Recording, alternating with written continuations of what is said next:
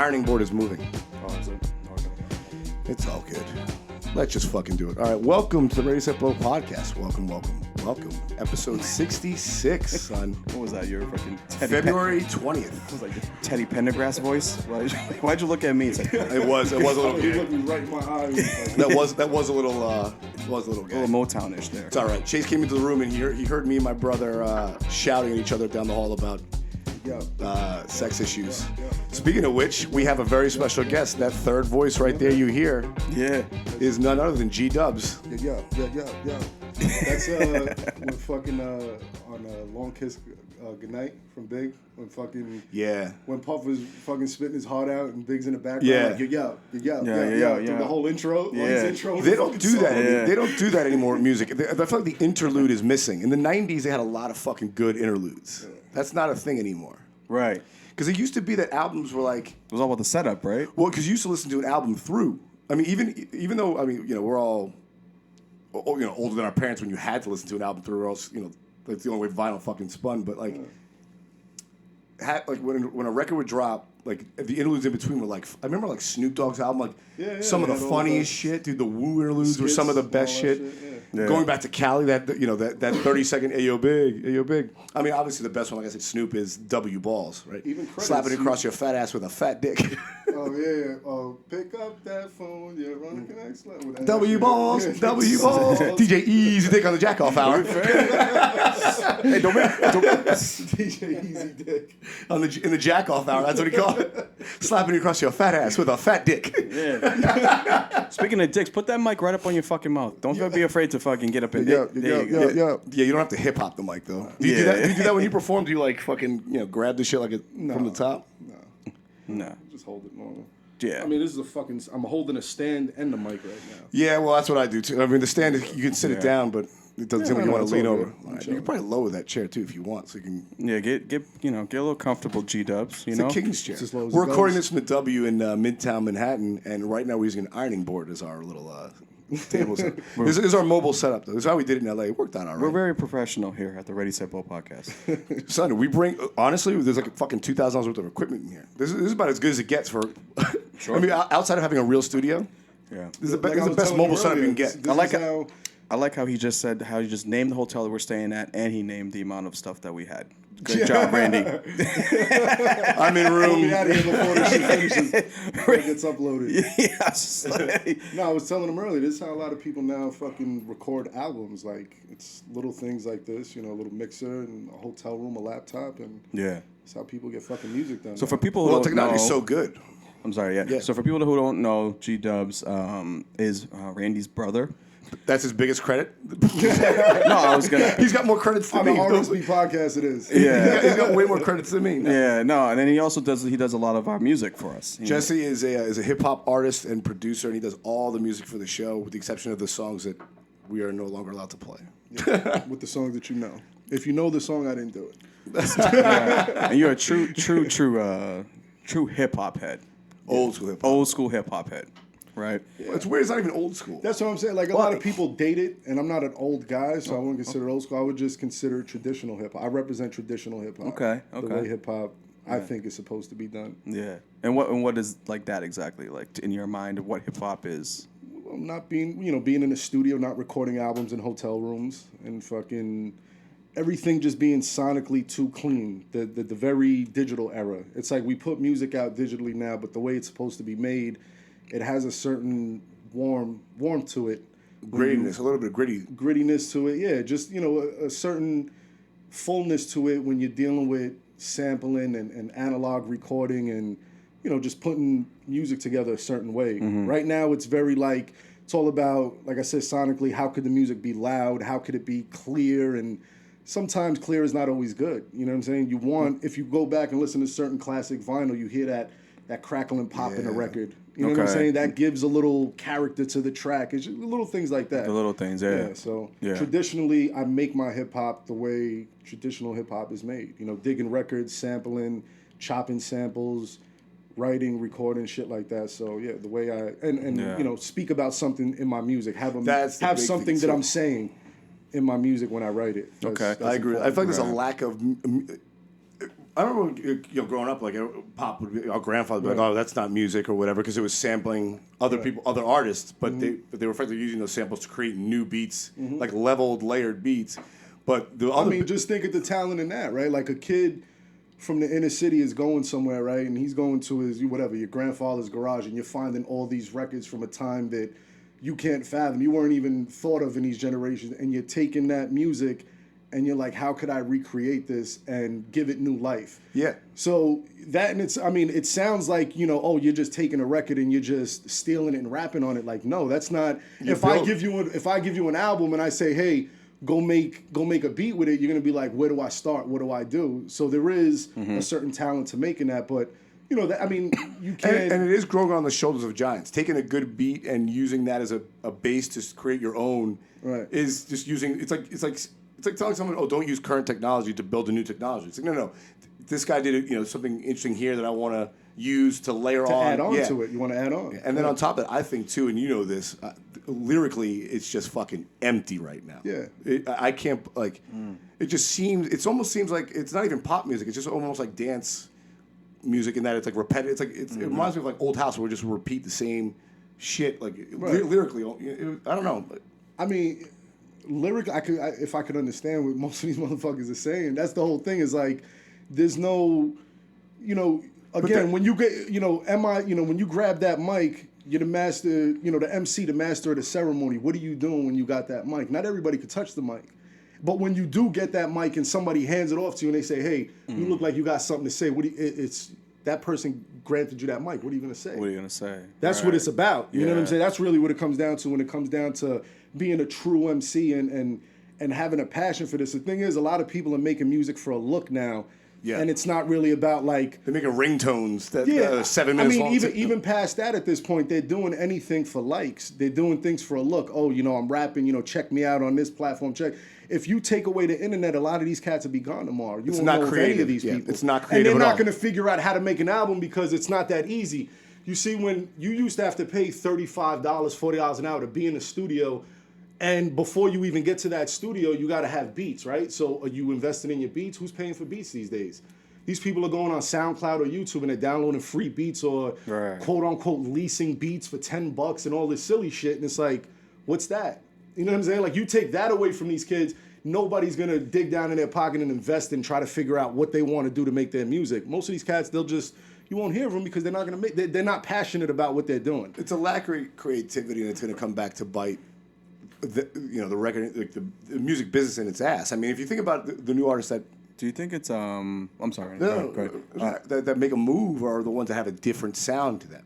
You know what I'm saying? Like, and if you keep doing the same, I just like you were saying a minute ago, like, oh, if I could understand what they were saying. Yeah. But when we were kids, there were artists, rap artists, that were difficult to understand because of the way they rapped in the flow, like a Bone Thugs. But when you break it down, actually, if you sat they were there saying and wrote something. It down, they said something, which I've done numerous of times as a kid. You listen to your favorite artist, and you'll spend a day or two just trying to write the verse down, your favorite verse, to see what it looked like on paper before you could Google. Because you couldn't Google shit. Google lyrics. You know what I'm saying? That wasn't like a thing. And think about how you learn music learn hip hop by doing that. Like, oh shit, this is what they put. That's what I'm saying. Subconsciously, that probably helped me figure out how to. Because nobody ever sat me down and taught me how to write bars or how to break a song down in format and all that. So maybe without, I never really thought about it. Maybe doing that, writing other people's songs down back in the day when I used to be, listening to music, maybe that helped me understand the structure of writing. I think hip hop, being a hip hop artist is similar to being a comedian in that way, in that it's fresh, and by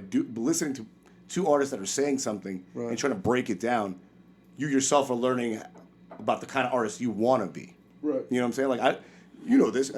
You and I can both recite probably both the fucking Eddie Murphy's specials. We can easily recite, Martin Lawrence, You're So Crazy, like You're So Crazy. And but because we were such fans of it, we're like, okay, I like what they're doing right in comedy, so you want to emulate that part of it. You know what I'm saying? Like, you learn the right way to do it by breaking down someone who's doing it in an original way. Yeah.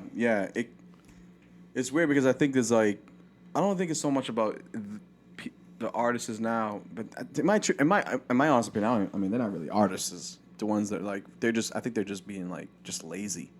You know what I mean? There is a big part of laziness. Yeah, I think there's a big part of just laziness, of getting to just, putting out products so people can listen to it, pay for it, and so they can just ramp out another song. Yeah, they're printing money. Before, like, from what I remember, and probably G-Dubs can, like, maybe attest to this, is, like, when someone, like, a producer was producing, like, an album, most of the times, if you really were about the music, you want to, like, executive produce the album.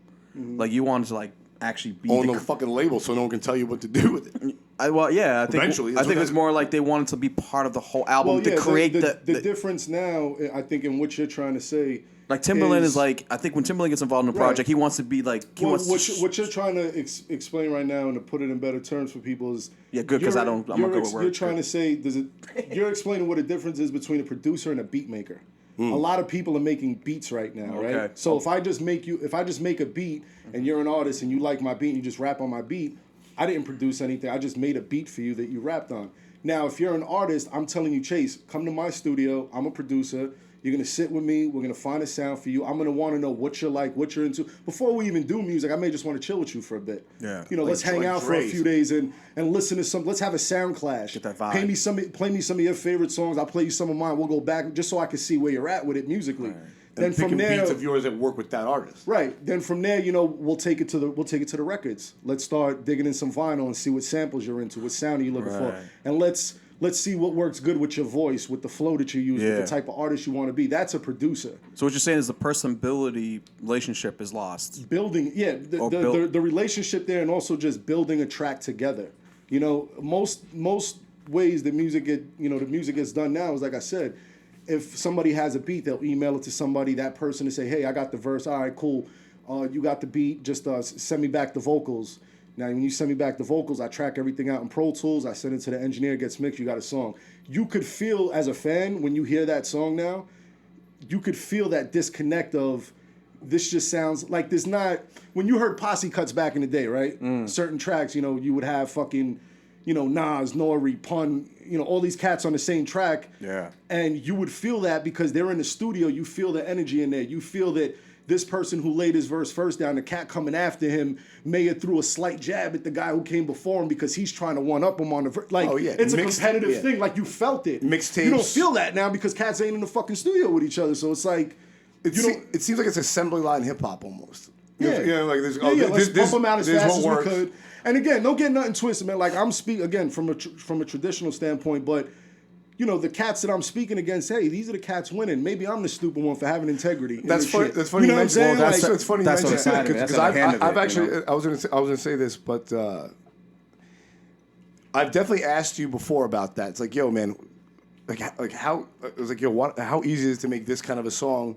Why don't you just do that? And he's like, yeah. He's like, yeah, I could have made X, Y, It's Z like, yo, favorite track. He's like, but that's not what I want to do. Not even that. It's like it's not what I want to do. But it's also, like I said, you don't need talent to make that kind of music. You need balls. And I don't got balls to make that kind of music. I wouldn't feel Why would you need comfortable balls? Because you need balls to make that bullshit. Explain that. And what I look at is bullshit. Like, I can't So get it's into a like, I can make a funny song that can make the club go nuts and crazy and all this shit, but like, you need balls to make that if that's not you. You see, you know what's crazy about that, Jesse? That's what these quote unquote rich successful artists would say about an artist like you. Right. It takes balls to make the music you want, they and can't- not just print the check. But at the same time, they can't make what I make because they're not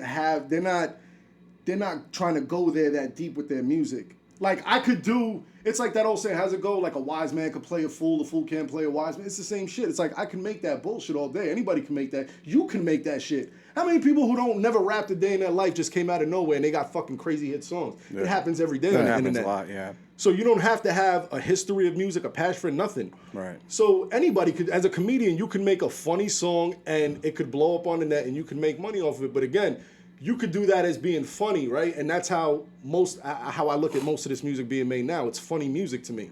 Well, they have a word for that in comedy. It's called being a fucking hack. And, That's what I'm saying. Yeah, exactly. And Right. you need balls to be that guy. Like, if you set out to be that guy, is what I'm saying. Like, of course, you don't want to start in comedy as a hack, but if you just say, hey, Some people do. I'm going to be a hack today. But I'm saying, if you're consciously being that person, you got to have balls to do that. I have to consciously be like, I'm going to make that terrible music, and I need balls to have to consciously make that shit. That's true. That's how I look at That's it. actually you look at true. it like you're going to give up your values, your individual values beyond music by selling out and doing It's something like like that. having a crowd. It's like making a goof of yourself and having a crowd look at you. Like you don't. Nobody wants that feeling. That's how I would feel if I made that music. Because, and on top of which, the fans that I already do have and the people that been rocking with me this far. What does that do to that's like a slap in the face to those people? Yeah. Because they're like, yo, like the people that fuck with me really fuck with me. Right. If I put something out, they're copping it. If I'm, merch, music, whatever, they're still. I haven't put out music in a while, and people are emailing me to this day, yo, when is stuff coming out? We're waiting. What's going on? Where you been? And so you can't disappoint the few that fuck with you. I value those people more than a million sheep. Yeah. You know what I'm saying? Like that's the way I look at it. And again, maybe I'm stupid. You know what I'm saying? No, I don't think it's stupid. I think it's. We were talking about that, I think, recently. Like it's With that, Luke. with About Patrice. about Patrice, and then That's why I love Patrice, man. because, and it's the whole reason Patrice why O'Neal. we're here is because we're going to be going to the show later, the Patrice O'Neal benefit show later. Is because it's like Patrice was like one of those things. Was like he was like he didn't care to like cater to like everybody. He didn't want to. He didn't, and more importantly, he didn't want to. Mm-hmm. He just cared about the people who actually really cared about him. Right. That very few hardcore cult fan base people. And if you have that group, right. You'll be fine. You know what I mean? For the most part, you know what I mean. You'll be There's honestly there's the same strategy in business. Me leaving the business world. That's the companies that are winning in retail.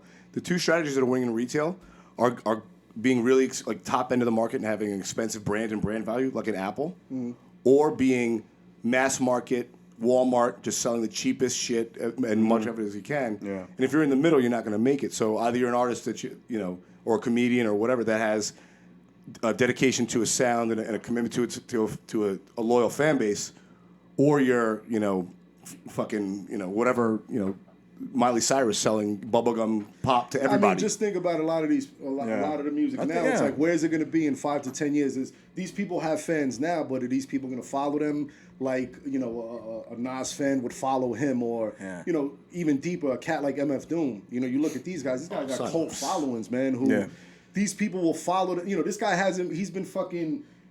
He hasn't been able to come back into the country for years, and people are still looking for this dude. Son, like, Jay Dilla. Jay Dilla, rest in peace. Another great, legendary producer who's inspired me and who I take my hat off to. It's like, these are the people that make me fall in love with what I do. Yeah. And again, this is again with with the music of today. Is like you hear a lot of these people down talking to people that come before them. These guys are old school, and this is the new age, and you would never hear me speak like that. I can never fix my mouth to talk crazy, even if again, certain people would be. Some of the artists that I came up listening to, they'll put out music today and cats would be like, oh, this guy's, he's dressing funny or he's trying to blend into today. But, I mean, this guy gave me enough music in his catalog that fed my childhood that I can never fix my mouth to talk crazy about these people. These are the forefathers that came before me, and it's all about respect. Yeah. This is what traditional hip-hop teaches the people that come into this. You respect the people that come before you. Right. You know what I'm saying? And that's not to say bad music's there's good artists coming out today, but there's too much mediocre shit that is drowning it out. That's what I'm saying. It's hard to sift through, too, on the internet. I mean, you got so much music coming out every day. There's a blog headline every 10 minutes of a new song that just came out from somebody. And by the time you go check it tomorrow, it'll be on the third page. Yeah. And most people won't even see it. Yeah. You know what I'm saying? Like, this is the way it is now. There was a certain time when blogs even meant something. You look at the blog game now, the blogs don't really mean much. There's very few in a position that have a platform that could put music out, but most people are putting their music out directly to their fans on social media. That's the way music is being put out these days. So unless you have this following or these certain amount of people following you like that, or people that are going to push your music when you put it out, I mean, it's not. There's not many platforms out there for your shit to be showcased like that. Right. Blogs used to be a thing a few years ago. That's quickly starting to be pushed to the side. And I think obviously the big thing is here that it's technology. How It's a double-edged sword. Yeah. It's technology, and it's also just an abundance of fucking music that all the good shit, like you said, all the good shit gets drowned out. Same thing in comedy. There's a lot of comedians in every city. There's a lot of comedians and thousands of podcasts. But what's going to separate one from the other? Right. Yeah. And I think you're the believer in this too, and I know you are. That quality and quality content and quality product might not shine right away, but eventually it won't be denied. If you're good Yeah. If you become undeniable, it's only a matter of time before you're. That's what I you always stop say being about a denied. good song. I mean, Yeah. a good song is Then always you gotta gonna have spread. patience, and you just gotta have the patience and the stones to stick with it. Yeah, and that's And definitely in comedy for sure. Yeah. And a good song is going to spread. If you hear a good song, you're going to play that song around other people. You're going to Especially tell if it's somebody, yo, Yeah. go listen to this song. Like, the music gives you a feeling. If, I do this sometimes with my brother, with my sister, I'll be in the gym, I'll be moving around on the train, wherever, and I'm hearing a certain song at that time, and that energy, that mood that I'm in that song's giving me, you just want to text it to somebody. Hell yeah. Yo, listen to this. Chase, you I do just that want somebody else to hear what you're hearing at Yeah. that point. You know what I'm saying? So Definitely. good music is I always do going that. to spread Dude, itself. I do that with you. I do it with Solo. I do it with Chase. If the shit's not funky, I don't fuck with it. But I don't care if it's fucking some Oriental classical music. If the shit is hot, Yeah. this shit is hot. Like Yeah. if it makes you like I said feel a certain way, it's again not going to be denied. Right. I I didn't. Shout out to Michelle. That last song, I'm still on that. Oh, that's see? the last good Dude, song I heard. son, the well, shit you played me on well, your that's roof that time. Masigo, Yeah, that's a Navajo. tight song. That's the kind of thing I'm saying, man. Like, that's a song that I never heard about. My girlfriend put me on to. I sent it to Sal, sent it to you, and both were like, "Yo, this is the shit." I never heard. And like, What was and the you name? it's the artist's name is Masigo, and the track is Navajo. And you said the same. Like, you'll send me a song that I might not have ever heard of. Soul does the same shit, and you take that and run with it. And that's how shit gets viral. And that's how these artists blow up. Right. But frankly, son, it's a big reason why I was into my girls because she played Big L in the car like on our third date. She took control of the fucking. Right. I was like, how do you know about Big L? She's like, what do you mean? She's like, Yeah, what from do you- Lebanon. how do She's you from not Lebanon. know? It's like, of course. Yeah, how do you not know? You know, and then she dropped Navajo on me. I'm like, oh shit! So She dropped it on She's you, got son. some stuff. there's something. Yeah, there's something there. Be like, exactly. There's something deeper there. You know? Yeah, that's dope. I was Yeah. So, what artists are that are out today that you like that aren't getting enough pub or that I might not know that listeners? Yeah, listeners might not know. There's an artist that I'm producing for right now. His name is Starka. He's a young kid. I met him, through the neighborhood, and I really like what he's doing. He has a little fan base going on for himself. That's my boy. But yeah, I like him. He put me on to a guy recently named the God Fahim. He's a cat from Buffalo. He got some dope stuff. And that's pretty much it. There's not really much on the mainstream that I listen to. No, that's what I'm asking Yeah, about there's these a lot guys. of really like underground cats that that are coming Mm-hmm. up and putting in really good work and are really talented cats that I'm just trying to help on the production side. And I also know about you, and Chase and I are the same way with this. Like, you're a true music head in the sense that you don't give a fuck what genre it is or when it was made. Like we were saying, if the shit's hot, the shit's hot. Yeah.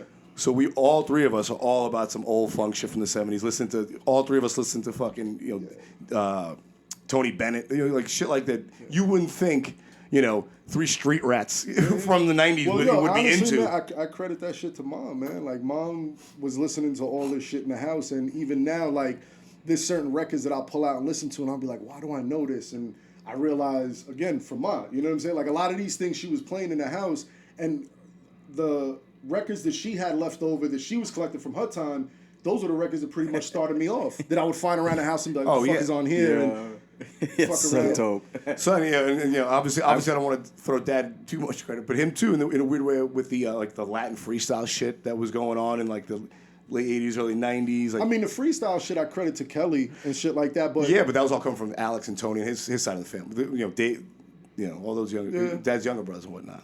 Like, because that's another sound that like, dude, motherfucking Pitbull's like the biggest shit going on right now globally. Yeah. How the fuck did we not see that that shit coming? Being sort of at the what was the precursor to his success. Right. Mm. Right. I remember the first song that, like, when I was a kid, my mom would, like, exercise to, like, music. And I would watch her, like, exercise, and I would stay on the couch.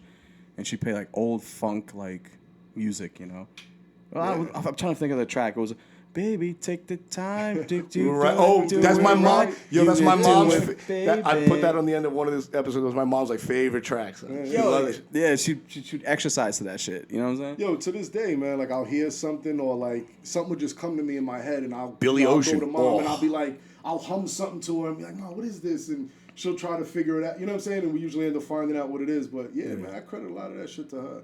She really put that bug there, and She could taste. I liked it when I was younger, but I didn't really fully appreciate it until later because when I got into this hip hop shit, again, the hip hop thing is not just getting into music, as you know, we come from the inner city. We're outside. Hip hop is our surrounding. You know, graffiti and just It's a culture. It's the just whole a- culture yeah. that I was into when I was younger. So as I started learning about, you know, sampling records and music sampling and all these things, I started realizing, like, oh shit, that's a song that my mom used to play. Like, now they're flipping it and they're, you know, chopping it up and doing this and that with it. So Yeah. you know, she really gave me that bug to start loving vinyl. I get kind of jealous because when I listen to you guys talk about how your mom would, you know, play music and you guys would get introduced to it.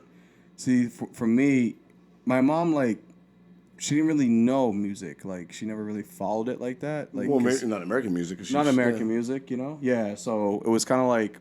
So I remember she would hate, like, if she would catch me listening to like Lost Boys, Right. or Pac, or like she'd be like, you know, I don't understand this. Take this because I think it's a Yeah. cultural. It's got the parental advisory. That's not good for you. Take Yeah, snatch up. That Scar, was I one remember thing- Scarface was the first like real, like, I guess, CD or tape that I got, and when I Scarface was talking that real shit. Your mom had Yeah. a good point. She didn't want you.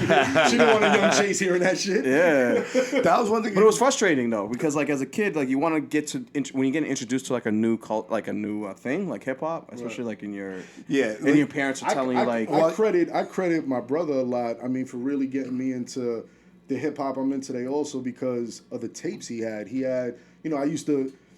When we were younger, you know how it was. You know, from don't come in my Grand room. Poobah, You had yeah. your computer and all that. So Come it in was my like- room, son. We were in the same No, room no, for but most what of I'm our saying, life. no, but what I'm saying, when you had that, Don't when you touch had my first got shit. your computers, Yeah. like don't touch my shit. But when he would bounce Because I was and committing hang out, crimes, I didn't want anybody to know about. hang out with his man Mike, then I creep in the room and steal the Grand Poobah tape. The Grand Poobah was a shit. And I remember specifically the. oh, you say you the- stole some underwear or something. the black, the black and white "Protect Your Neck" single, Yes, the I- Wu-Tang tape. He had it, and I remember there was a beef because he remembered that I had it. So that Christmas, my mom got me my own copy of that tape, Right. and it was like that's my vague memory of like where this all started for me. You know what I'm saying? think As far about- as, but like, think about loving that, type of Me, shit. I'll tell you where it exactly But started. hang on a second. Going back to your point about how we got into this, think about how now in retrospect that we're fucking. I'm almost a middle-aged man, and you're on your way. Right.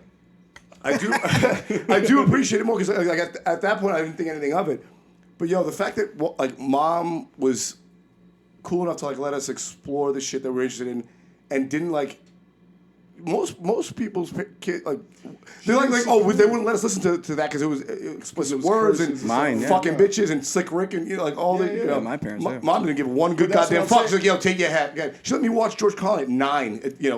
Dude, I was fucking taking the train and selling toys at 7, 8 years old. Like, mom gave us a long leash, you know what I'm saying? And in New York, especially at that time, it was, it's dangerous outside. way A lot more of things dangerous. going on, Way but- more dangerous than it is now. But that's the best thing that she could have done because this is why I feel like we're all just well versed in how we are and how we can. Me, you, Kelly, like we're all turned out to be decent fucking people. Like well, we got two people. Yeah, Randy's still on the fence. The jury's still we out. all got our problems. Let's Yeah, of speak for course. yourself, G.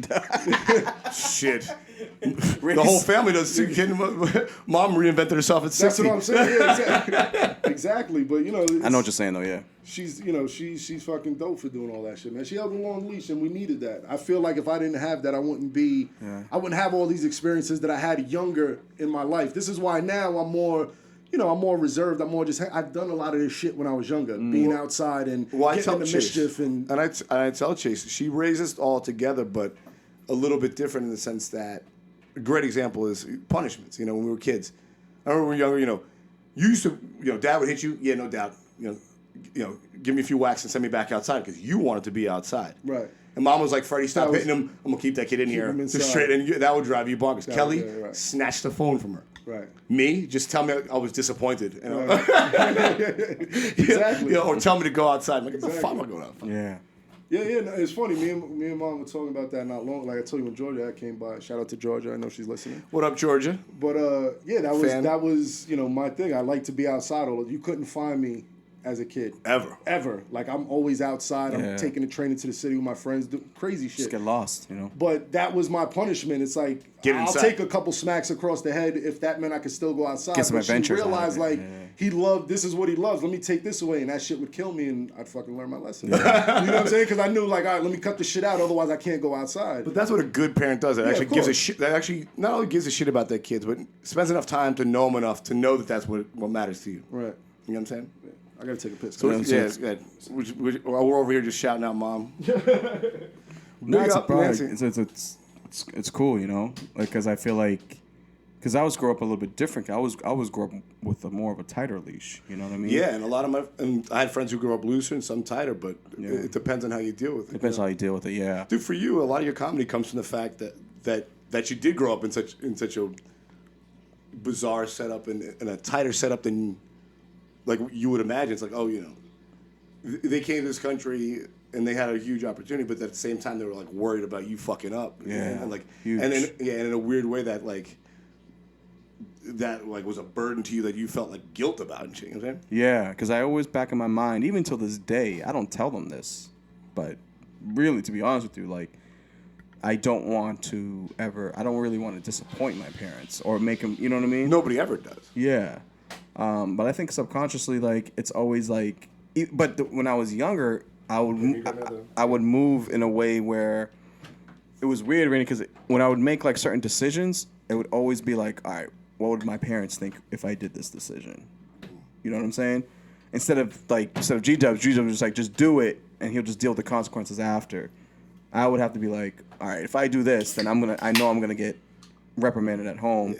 You know, how would my father think of this? You know what I'm saying? And what's crazy, that my mother, she would have to push Jesse and push Kelly to do this or that in school or whatever.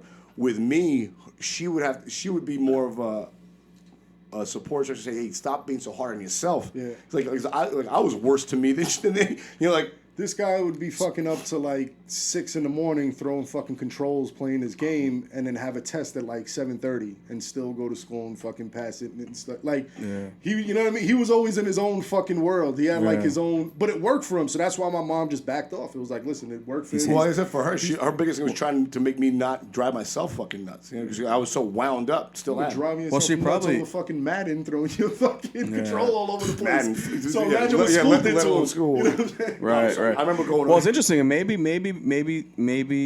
it says a lot because on the school part, like the school part of your life, you were like, hey, I can control this because I'm like, it comes easy and naturally to me.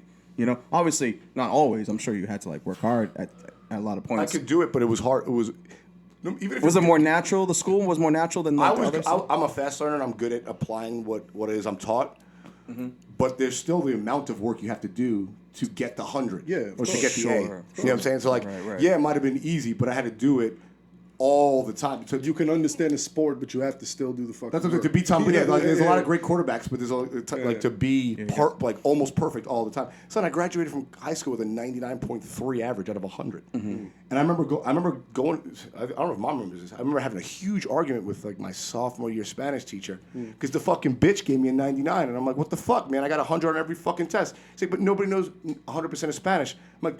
Okay, but that's not the fucking point. Yeah, I you got still every question you passed. asked me right, you fucking bitch. And I went to the vice principal. And we had and the fucking bitch gave me 100. So yeah, oh that's man, crazy. I wasn't playing that shit. Son. Yeah. Get the fuck out of here. I earned that shit. Right. Oh, it's interesting. Oh, I went to the mat. I spent Yeah. more time in the principal's office for causing teaching like grief about demanding what I thought was Well, you rightfully see mine than getting in trouble. The same characteristics are with him today. He's always gonna go for what the fuck is right. Like that's his thing, right? You speak about it a lot on the podcast. Like it's always about what's right and what's wrong with him when it comes to what I'm saying with the way he handles shit. So that's your character, son. Yeah, it's just I like gotta live with it. It's your character. yeah. I mean, Just double click that. Hold it. Bert. yeah, it's good. So growing up, Double click it and pull until the light goes off. So Randy itself, right? So give me a little history with like when you growing up. Here we go. You're growing up with him, right? So, so obviously you guys are brothers. You grew up in New York together. I'll give you the short history before you can even answer. So we're 5 years apart. I was born in '83. No, he was born in I'll give '88. you even better. Me and Randy been cool for like the past 6 years. Before that, I don't really know much about Randy. Yeah, no. So Like, so we this is what were I. So I was actually going to joke about. I was actually going to joke about that. But I was going to like, yeah. I want to start off the podcast with. So what have you been up to since you were 14? That's what I'm saying. Yeah, exactly. Like we weren't really close when we were younger, but you know, as we got older, we've got a lot And I closer. and I think that. I Yeah, I think you But mentioned again, that that's before. You always mentioned been my fucking brother. So regardless, Family, that's always yeah. been love. You know what I'm saying? Like if if shit ever went left, I'm always there for him, and I'm pretty sure vice versa. Yeah. But it's Family shit. regular family shit when you're younger, and shit gets a little out of control sometimes. But Yeah, it gets crazy. And a then- little but bit. not only that, love. Yeah. Not only that, I think the I know big thing about too. I thought about this. I mean, obviously, there's a lot, ups and downs in any family life. But I think the genesis of it all is Especially immigrant culture, like the immigrant mentality. Yeah, immigrant the culture, pride. Yeah. Pride. There's a pride thing with any men. Right. But the fact that we're 5 years apart, and I was like, all right, so when I was 12, 13, going into puberty, going into middle school, you were 8, and I couldn't. I wanted nothing to do with you because I was. In high school. I just found beating off, and that's all. Whatever. Yeah. And then by the time I turned 18 and went off to college, you were going through puberty, and you wanted nothing to do with anybody else either. Mm-hmm. And there, I've apologized to you about this before. I'm sure you felt like there was a little bit of abandonment because I left for 4 years, and I only came home twice a year. Right. I really invested in the college experience. Yeah. But then after that, it was, when I was not just any school. You went to one of the best schools in the country, so that takes a lot of time. Let's tell that. You know what I mean? Fact, Georgia would love it's not like you're going to fucking community college. You know what I mean? Let's tell that story of when we helped move you in fucking college. When me and Ma helped move you to college, and the wasabi shit. Oh, let's tell that story. Here's a great ignorance like, and then you understand why I fucking also hate this. How added on to why I fucking hated him. Wasabi. Like sushi shit that you put on sushi. So yeah, we grew up in New York City, and we think because we grew up in the street, we know it all, right? And I got to Brown, and I realized, oh shit, all I know is street garbage shit. I don't know how the other half lives. You knew chicken and broccoli, yeah, you know sushi. And I started eating, and we started, I got introduced to sushi in college, right? Yeah. So I started eating sushi a bunch my freshman year, and then at the end of the freshman year, my brother and my mother came up to move me out. From Providence back down to New York to take, they rented a van to take some like clothes and shit back down. Yeah, for the summer. Yep. So I've been eating sushi all year, and I knew that wasabi is like a spicy fucking mustard. Yeah, the green shit, right? Yeah. So we go to I think we're the food court at the Providence Mall, and I get some sushi, and Jesse wants to try it, and he's like, yeah, what's this? And it's that green ball, and I'm like, oh, that's an avocado dressing. You can just put that right on there. So he puts the whole fucking thing on there. The whole, they give you a ball of that shit to break up with the soup. And you only need very little. Yeah, even if you've had, I love avocado. I'm thinking of this fucking avocado. Even if you've had it before, it's harsh. Dude, his eyes, nose started running. Oh, he smacked the tray off the thing. He was so angry, and I was dying laughing. My mom was like, "Why the fuck would you do that?" Dying laughing. And I was already tight, remember? Because fucking moving you in, we had some argument. In oh, the yeah. So it was already like a fucking crazy day as it was. Well, dude, you were like, what were you, fucking 15? And I was 19. It was, at each other's throats. No, it was fucking, it's a funny, the reason why I say that story, because Mom likes that story, and she always says Georgia fucking loves that story. So again, shout out Georgia. I know you're listening. That's the kind of shit that we. I've told the story on the podcast before. That's the kind of shit that we found funny in the family. Dad farting in the car and rolling up the windows and locking them in the wintertime, turning on the heat. Driving by Carvel. I don't have all these same fucking memories like that. It is like I hear these things when you tell them on a podcast, but I don't remember a lot of that shit. Like I remember the rides back and forth to my mom's house and all that, but I don't. That's a big separate. I remember Paws. Remember the fucking cheese doodle, we'd riding past the store. Cheetos. I remember things like that, but I don't have many good memories of this guy or funny things like that. You know what I'm saying? Because guys were separate. Well, you guys were. I was around. younger. He was younger, and he was in college. And they were few and far between. But that 5 year gap is. And it was always beef with me and him too. Like we were always. Yeah, and the beef between you and our. Well, I mean, I had beef with my father. You had beef. Everyone had fucking problems with my father. But I do think that 5 year gap was for men. I mean, especially with puberty, everyone's fucked up on testosterone. That immediately makes you standoffish. And then once Dad drove a wedge and I went away, it's hard to get to know somebody, especially in those formative years when you're 15, 16. You start dating, you start experimenting with drugs, whatever. And I was just gone, so I felt a lot of guilt about that. and I've long since apologized to him about that, and what I thought, what I hoped would happen, eventually did, and whatever, you were 20 and I was 25, and we had a shouting match that almost turned to blows at one of our first family vacations. Yeah. But And we then an needed hour that needed to happen. And, and now this is what that's why what I'm saying. we are here. Yeah, you butt heads a little bit. You do that little antler dance, and then we smoked the blunt, which Mom was like, "What the fuck?" But then she's like, "Oh, they're hanging out, so I guess it's fine." Yeah, that was when I found out, because I've been smoking trees forever. And that was when I found out he smoked trees. I was like, oh, okay, this is where we can start. This is the good middle ground. Well, he thought I was so uptight and shit. Because you didn't know me either. And I felt bad about that. It's what it is, man. Like, it's weird how when it comes to family and blood, you may not have the greatest maybe connection or relationship with like a family member, but for some reason, something will always like supersede that, where people will come together. Oh, it's always going to supersede that. Is the DNA. He's still my big brother. Yeah, and not just a brother, a big brother. So that's like, you know what I'm saying? Like, I'm not talking about the physical, like the actual. I'm the big little brother. No, fucking Jesse. Like, but you know what I mean? Like that title means something to a little brother. Just like from a big, he always refers to me as little bro. My baby bro, yeah. And shit like, baby brother and shit. So, and there were times I protected him that he didn't know. That's that love that's always going to be there regardless. So regardless if, we could come to blows, but nobody else could come to blows with him. Yeah, dude. You know what I'm trying to say? Because that's still my brother. Remember, I have to defend that. When we were at odds, in my teens and early 20s in college, Jesse knows, there were times that I defended him against our father, and he didn't even know, to the end degree. I mean, I was the first one to not talk to that, because I was like, this is not. But that's the thing. It's one of those things that, like, I might not be in the best relationship with him at this point, but he is still my baby brother. And, like, no one's fucking with him. If anyone's fucking with him, it's me. You know what I'm saying? Like, that's the thing about family. It's like, so and so might be a fuck up, but they're my fuck up. That's what you know what I'm saying? Yeah, like, exactly. That's, like let me worry about that. It's not for someone outside the family to deal with. Exactly. I see. Yeah. It's because you're the older brother, so we're kind of similar. I mean, Randy, obviously not look wise, because well, I have a similar big cock like he does. Yeah, not true. I can neither deny or concur that information. But you're an older brother. You're the oldest. I'm the oldest too. You know what I mean? I'm the middle child, but the oldest brother. And for all intents and purposes, Kelly is my younger sister. Kelly's who's really oldest? the older fucking brother and sister, because Kelly put us on to a lot of games. Who's the oldest sibling? Kelly's, she also helped.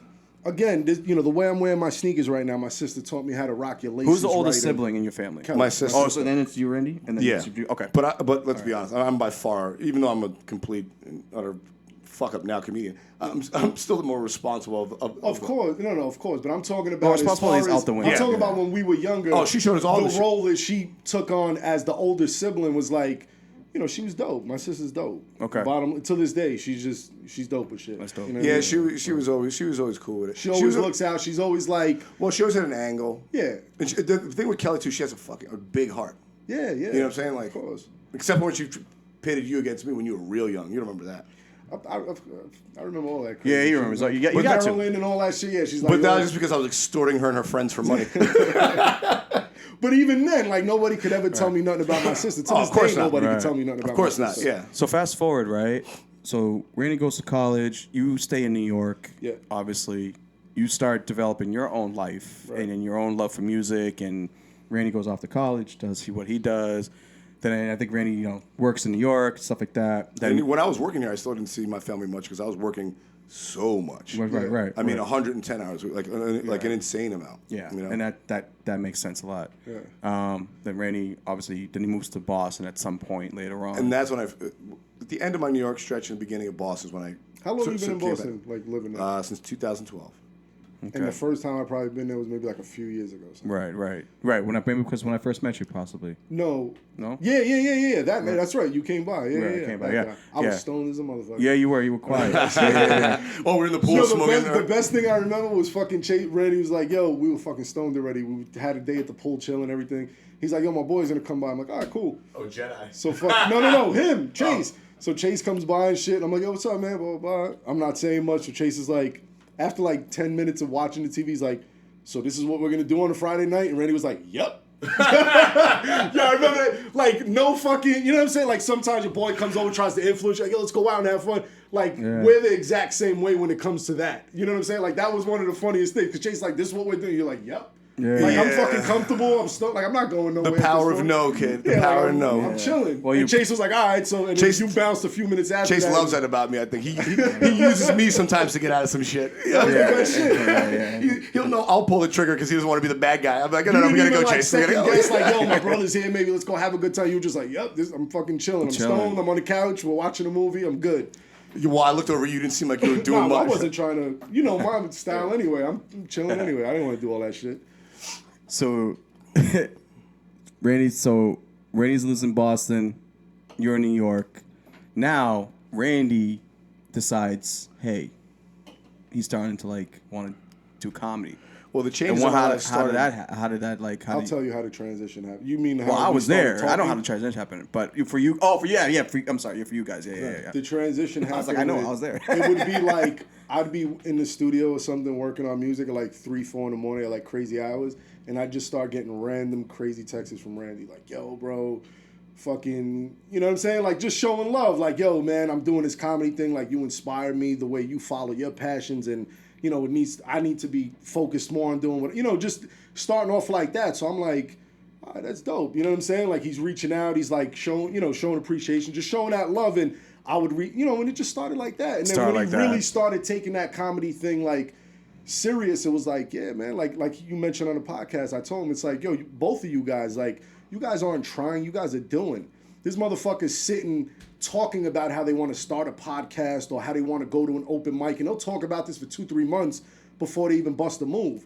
You motherfuckers are doing it, so you have a right to say, yo, I'm a comic or I'm a comedian, I'm chasing, because you're doing the work. You know what I'm trying to say? Like, you're not just talking it. You guys are, you know, not far off from 100 episodes with this podcast already, and this hasn't been going on for too long. You guys are putting the work in, creating the content, putting it out. You guys are getting on stage, talking to the people. That's called doing the work. You know what I'm saying? So when it comes to that, I respect that. And the fact that, you know, he's going up and doing that, again, knowing Randy from how I know him, I couldn't see him getting on stage. I didn't know that was part of him. But again, I didn't know him, obviously, like he said. You know what I'm saying? Now I'm starting to know, like, yo, this and is also- you. and also you- I appreciate you that. also- And I can respect it because I understand what it is getting on stage. And when you did know me, you knew who I was and not what transpired in between. And the same thing with you, and that's why I started sending those messages. Because as we got to reconnect and catch up on times missed, because I was away and you know, dealing with what we were Right. dealing with at home. You know, I was like, man, like I said, I was really proud of you. And I was like, he needs to know that I'm proud of him and his choice to chase his passion, and the fact that I'm, you know, that I slowly dismantled my life and tried to rebuild it. And I'm like, well, Jesse's been doing it since day one. I know how hard it is to take a chance like that. And I was like, oh, well, I respect that. And I was just telling you that, you know, and like, and that's why I was like, and if he can do it, and he has the balls to keep doing it, and not like we were talking about earlier, not selling out and making some Right. club hit or whatever, because you believe that you'd be like disgusted with yourself by Right. doing that. It's like, well, then I'd be ashamed of myself if I didn't try and do something I give a shit about. Because it's a waste of opportunity. Yeah. 'Cause I'm alive and I should be trying something if I care about it. And I'd be lying if I said those messages didn't mean nothing to me, man, because those did. Like that, again, that your older brother reaching out saying, hey, man, I see what you're doing. Keep on doing it. It's inspiring me. That means something. You know what I'm saying? Those are the little things that, again, when somebody has passion for something, when somebody recognizes your passion and what you're doing and they see the work that you're putting in and they speak on that, that makes you keep going. That puts an extra battery in your back to say, yo, keep going. You know, as I was about to shut my equipment off at 4 a.m., I get his text message at 3:58. I said, I got another 30 minutes in me. Yeah, and I better can't keep going. Yeah. You know what I'm trying to say? Like, it and gives we you can't that stop doing this extra- podcast because I know Jesse's listening. Oh my God, the motherfucker needs a show. Even if there's one person and it's him, Right. I gotta put out an episode. And I'm constantly texting you while I'm listening to the podcast. Like, yo, because again, like when I hear this shit, I'm listening from a fan perspective. I'm a fan first before anything. That's my brother, of course, but I'm a fan of what he does. I'm a fan He of would what tell you him if guys he do on the sucked. podcast.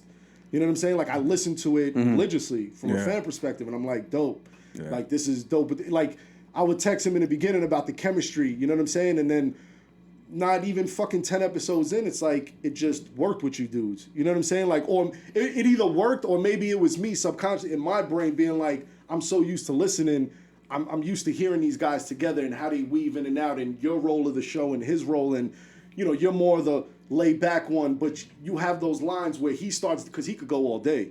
He'll fucking run the show by himself. Sure. But once he starts dying out, when to weave in. It's like, it's the perfect. It's a match. It's a perfect match. Yeah, You know, it's kind of funny. I feel like Do you feel like that same way, Randy? I feel like I do like 7. No? Okay, Yeah, fine. no. Of course. You're like, I wanted to say yes. Yeah, no. But to his point, now that you mention it, I feel like I do like 70% of the talking, but Chase gets 70% of the laughs. You know, It's those one-liners, son. It's the one-liners that he win. comes in You know over what the I'm saying? head. My mom's spit in my face. I'm like, what? Son?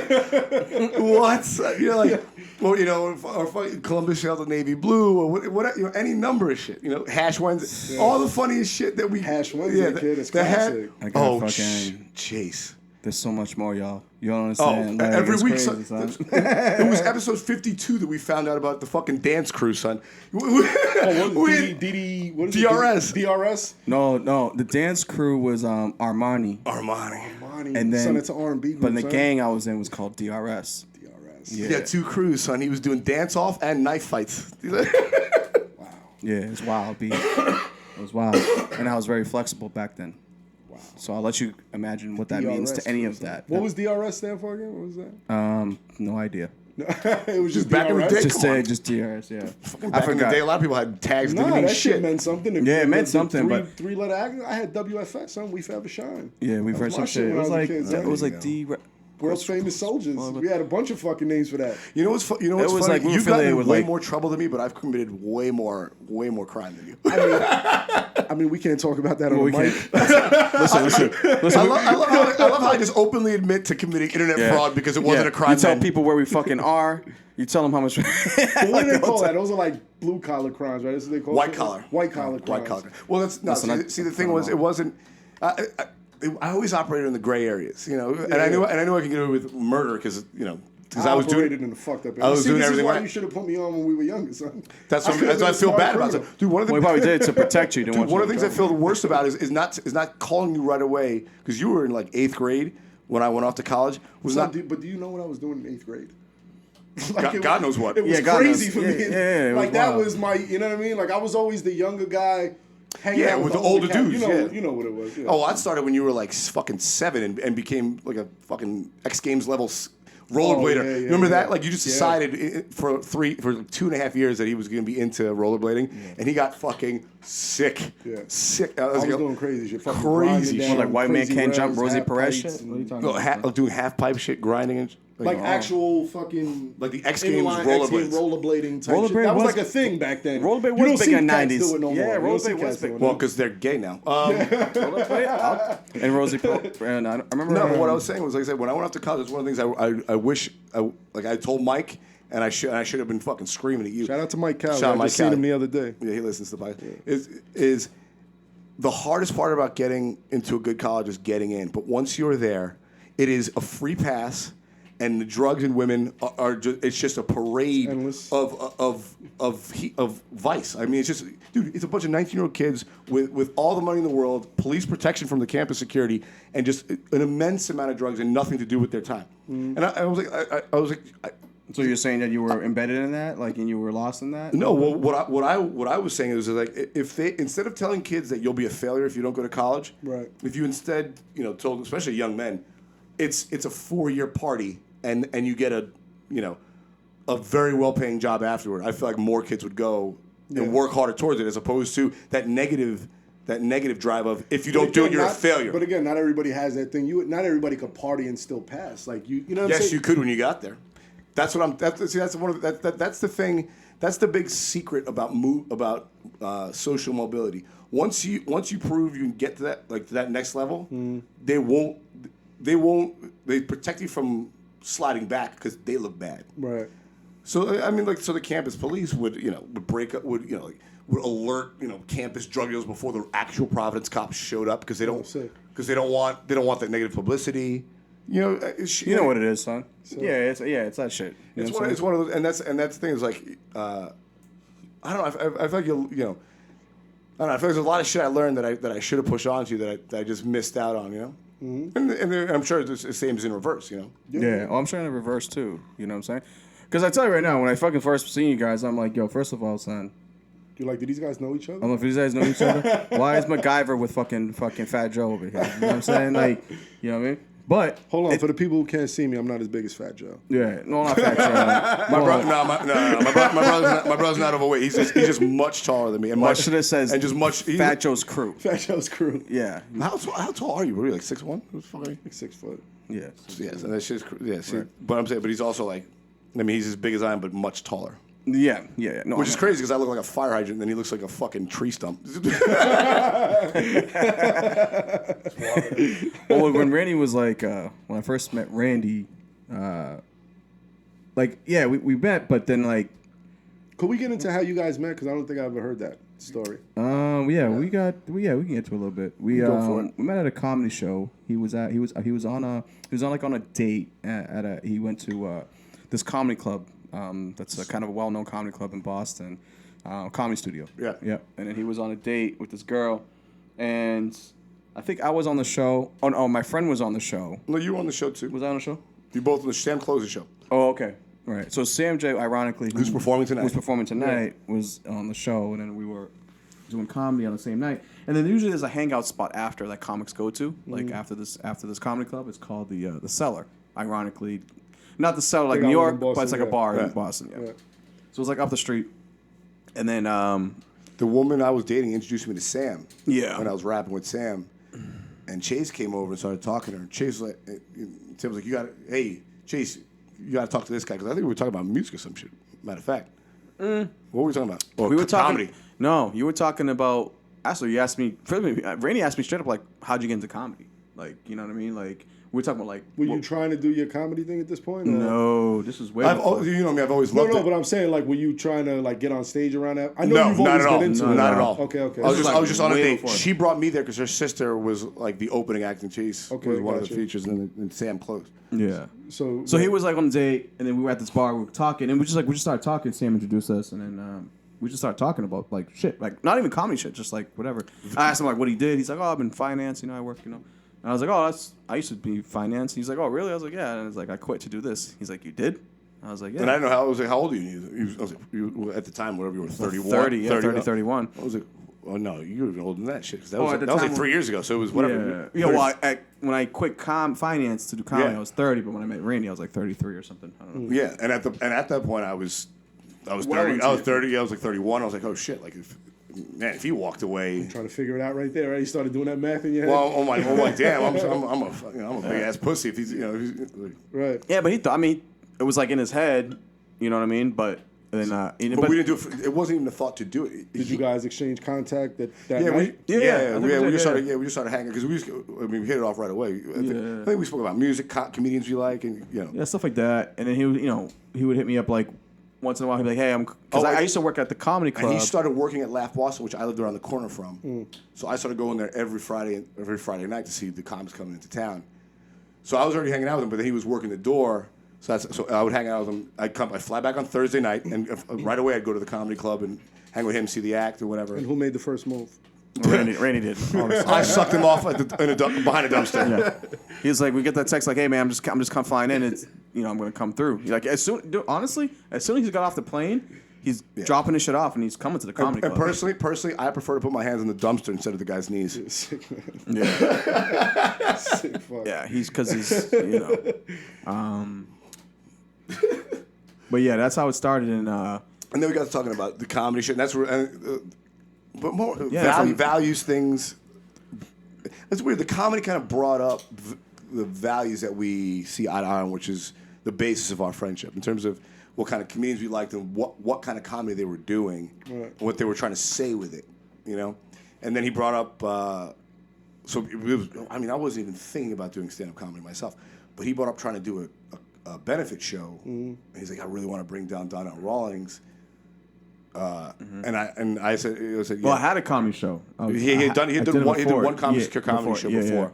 Right. And then I was like, hey man, I have this vision of bringing this to making this into something. And I want to bring this comedian He was like, And I said, who? He said, Donna Rawlings. I said, yes, right away. I don't care what it costs. like, Donna Because I was Rawlings. still working, and I wanted to. I obviously supported your idea, but I wanted to get involved in comedy, and it's weird. I almost dipped my toe in I definitely dipped my toe in as a producer before I started performing. Yeah.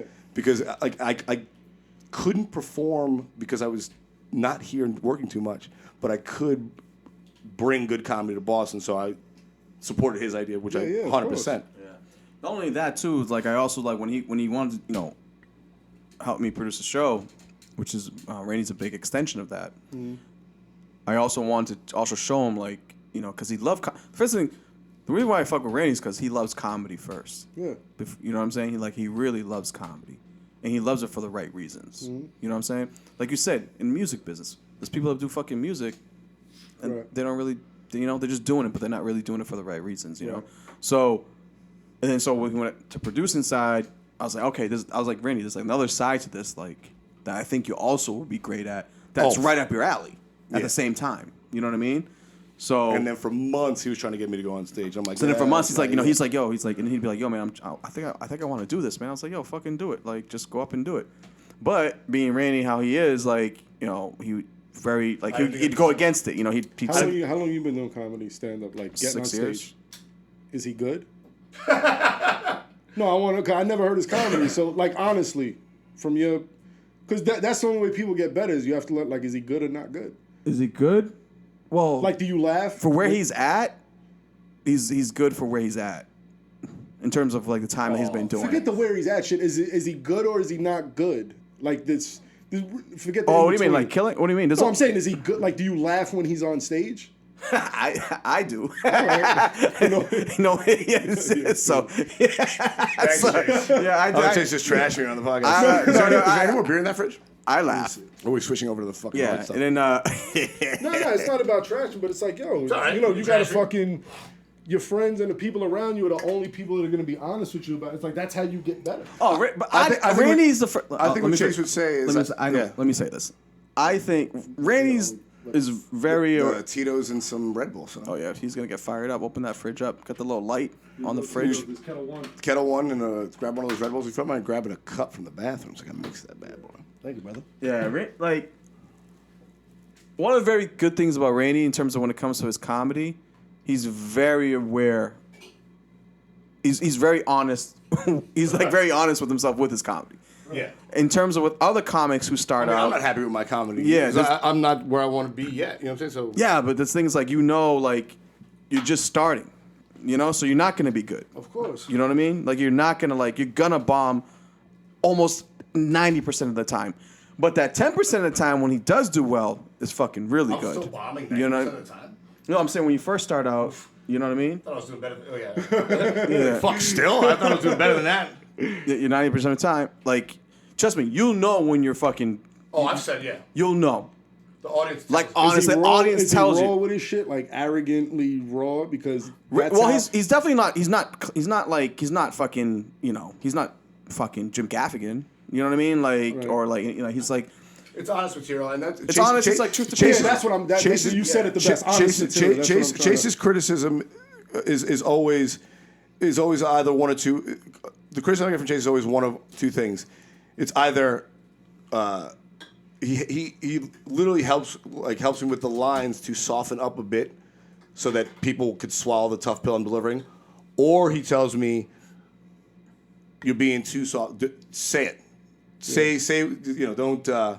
Say the hard part, and we'll figure out how to soften it up later. That's like a thing. Like if it's coming across too raw, you would have to try to figure out how to make it fly for the audience. I think It's all set up. Yeah. It's all Because I'm trying to figure out. You Again, can like say- we're all writers here, but I don't know how to write comedy. So I I'm think trying to about it this figure way. out. I think about it this way. I'm like how trying. you got. You know what I'm saying? Like I'm the trying format on how to you to do it. deliver a funny thought to somebody, and the comedian's job is to. A good comedian can convey that thought that they want to convey in a way that it's almost like putting sugar in the medicine and forcing it down someone's throat. Right. And a good comedian always knows how to put that sugar on so they can take the whatever the context is you're trying to deliver. Okay. I mean, that's a very intellectual way of. No, I get what you're saying. though. I get what you're saying. but the thing, I never thought about it that way. The way he put it. but you do it naturally. You do it naturally. You see what I'm saying? So with you, it's almost like I have to. clarify because I know what you're trying to like. Whenever I give him like a notes on an actor, say, hey, try this. It's just because it's clarifying the setup because I know what you're trying to say. But you have the funny already. With me, I got something to say. And I got to find out how to make you laugh when I say it. Like throughout, it's the exact opposite. It's literally a good balance in that. Like you're much more charismatic on and have a likability on stage, and and have a warmth, and you get people to laugh at the punchline. But sometimes you have to like clarify your message. With me, I have a message, but sometimes it's too fucking hard, and I got to learn. I got to learn how to sort of soften it, or deliver it in a funnier way.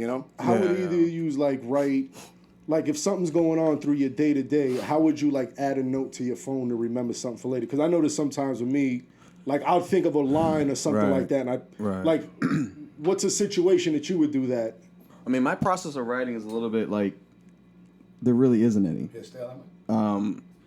My process of writing is a little bit.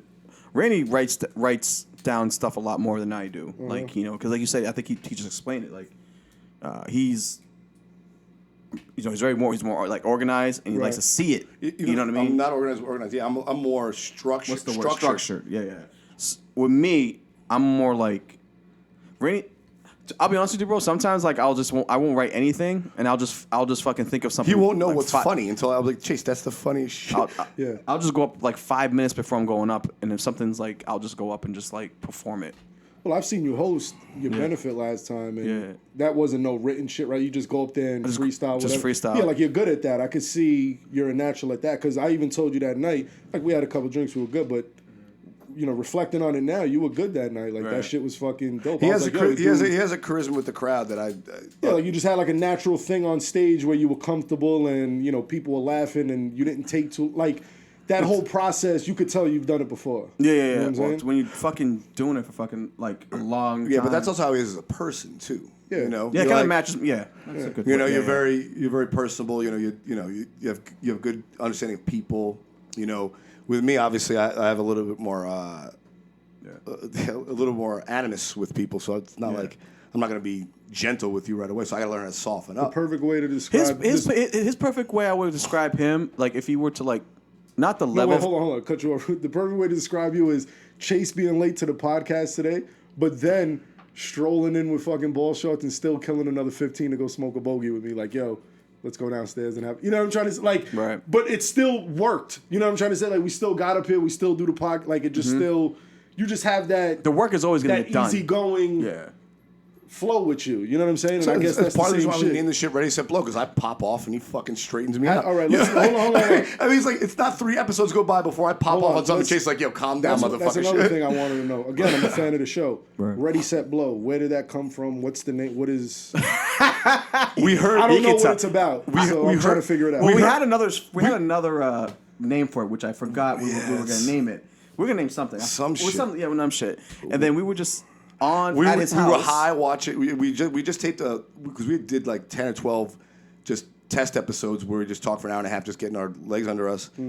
We taped one on my roof. We went downstairs, got mad blazed, and then we started watching like Cocaine Cowboys or whatever. No, it's a documentary, bro. Yeah, on Viceland. Oh yeah, a Viceland documentary on cocaine. On cocaine, and this gay journalist was talking about the '80s. He was like, "Oh yeah, it's Studio 54. It was just coke everywhere. It was like Ready, Set, Blow," and I was like, "That shit." I was like, "That's." Why don't you take that little? Well, I don't know what documentary. No, I don't think it was. It was like a Latin dude. No, it wasn't. I don't know. Really? Did he say Ready, Set, Blow? Because I just saw cocaine. I was like, no, this is what we should be calling it. Like cocaine. Ready, Set, Blow. Cocaine. And it's not any connection with cocaine itself. It's more because like he's like like you said like. No, when I he get has it. something to say, like we just blowing out shit. No, I get it. It's It one may of be those informed. names Most of the time, it's not. It's one of those names that the listener or the fan could interpret any way they like. I've thought many different things it could have meant to me. That's why I wanted to know how you guys for me, put it together. It's us. It was like, well, that's us. We have strong opinions, and we're to say, it's like brace yourself too. Brace yourself. We have strong opinions, and instead of like 1, 2, 3, then go. It's like, oh, before we even have full information, we're just gonna go ahead and let me tell you what I think. It's like, what the fuck? Yeah. And I obviously do it more often on the podcast, this or that, but believe me, Chase has his moments. We spoke about it, with this fucking clown in Somerville. Like, You know, Oh. when the line is crossed, Yeah. it's really hard for either of us to reel the other in. But back, yeah. Our friendship, we've actually been. That's one of the things about our friendship. Like we're able to reach, sort of reel each other in a manageable way. Right. You know. Mm-hmm. Yeah. I would say. Yeah, I agree. I don't want to step out of bounds. No, you're not stepping. It's all good. It's also just fucking easy to race up low. Yeah. It's two different guys. It's like two kind of weird. RSP has the ring to it. Like the little abbreviation for it, like that shit. Sounds good. It's weird because like it's guys like took cut from kind of like two different cloths brought together by like one same thing. You know what I'm saying? I actually stole that and put it on the. Say it again. Hold on. Say it again. What'd you say? Kind of like two guys cut from like different cloths, but ultimately like, tied together by one same thing. But I think the way you wrote it was he wrote that like on some it was two guys cut from different cloth combined by the same thread. Comedy. Right? You know, But so what I mean that's sort of where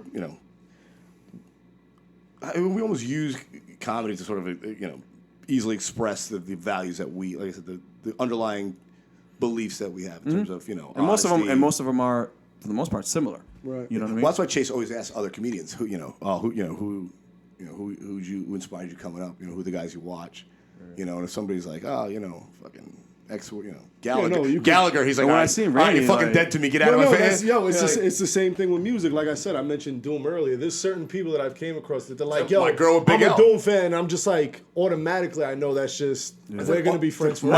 I think My girl and Big Al. I was like, we're together now. I think when Randy started mentioning like music, like he was saying like we was because sometimes we'd like jam out after because I work like I go from the comedy club and he would be still at his house, so I'll just walk over to his place because his place would be next to the comedy club. We'll just jam out, smoke some weed, listen to and just talk about shit. You know what I'm saying?